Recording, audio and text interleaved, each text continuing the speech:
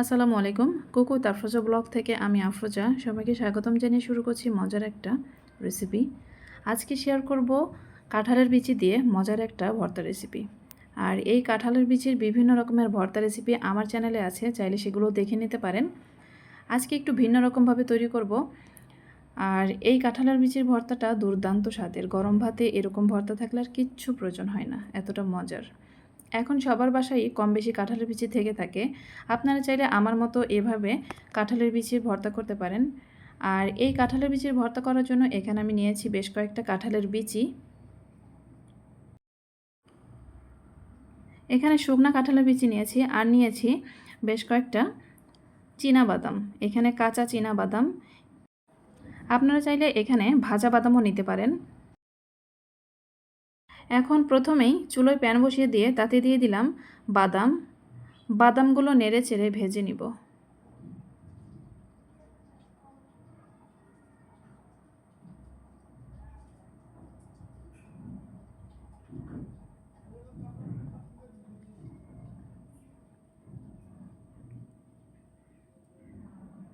বাদামগুলো ভেজে তুলে নিয়েছি। এখন ভেজে নিব কাঁঠালের বিচি। এখানে কাঁঠালের বিচির খোসা সহকারেই এই বিচিগুলো ভেজে নিব।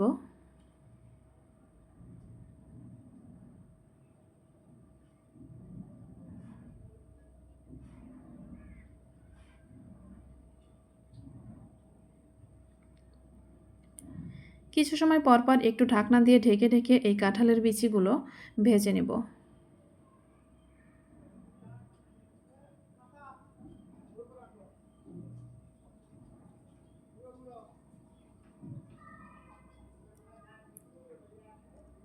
কাঁঠালের বিচিগুলো ভেজে নেওয়া হয়ে গেছে, এগুলো নামিয়ে নিলাম। এখন একই প্যানে আবারও দিয়ে দিলাম সরিষার তেল। তেল কিছুটা গরম হয়ে আসলে এর মধ্যে দিয়ে দিব কেটে রাখা পেঁয়াজ, রসুন এবং কাঁচামরিচ। সব কিছু একসঙ্গেই দিয়ে দিব, একসঙ্গে দিয়ে ভেজে নিব।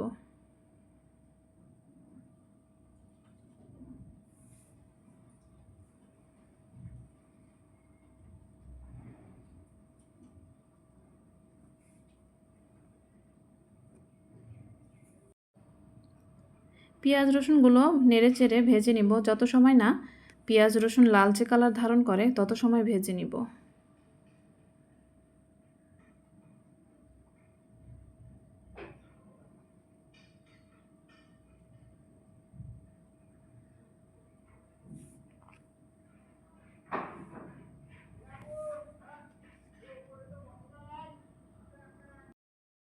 এখানে পেঁয়াজ রসুন মরিচ ভাজতে ভাজতে কিছুটা লালচে হয়ে এসেছে।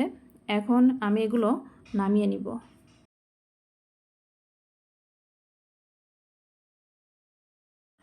আজকের এই কাঁঠালের বিচি ভর্তা করার জন্য লাগবে না কোনো শিলপাটা বা বাটনা। আজকের ভর্তাটা করব একদম ঝামেলা ছাড়া, খুব দ্রুত, খুব সহজেই করব। আর তার জন্য একটা ব্লেন্ডারে প্রথমেই নিয়ে নিব ভেজে রাখা কাঁঠালের বিচি।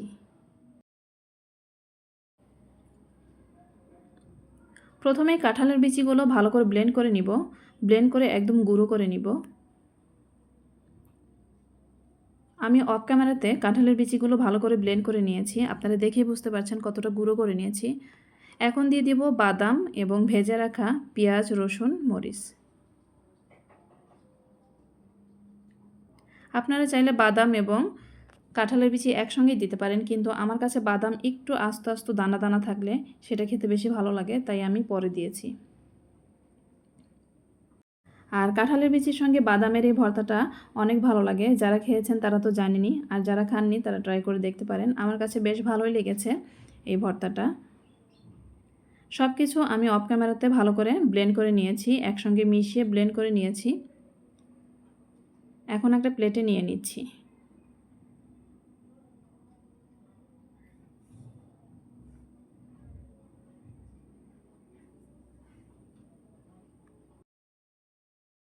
এখনই কিন্তু ভর্তা শেষ হয়নি।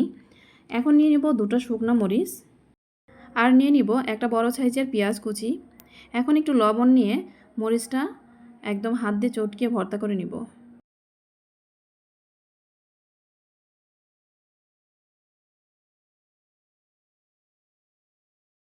মরিচ ভালো করে চটকিয়ে নিয়ে এর মধ্যে দিয়ে দিলাম সামান্য একটু সরিষার তেল। তেল দিয়ে আবারও ভালো করে ভর্তা করে পেঁয়াজের সঙ্গে মিশিয়ে ভর্তা করে নিব। এখন সব কিছু একসঙ্গে মিশিয়ে ভর্তা করে নিব। ভিডিওটি দেখতে দেখতে যারা এই পর্যায়ে চলে এসেছেন এখন একটা লাইক দেননি, একটা লাইক দিয়ে আমার ভিডিওটি কন্টিনিউ করবেন।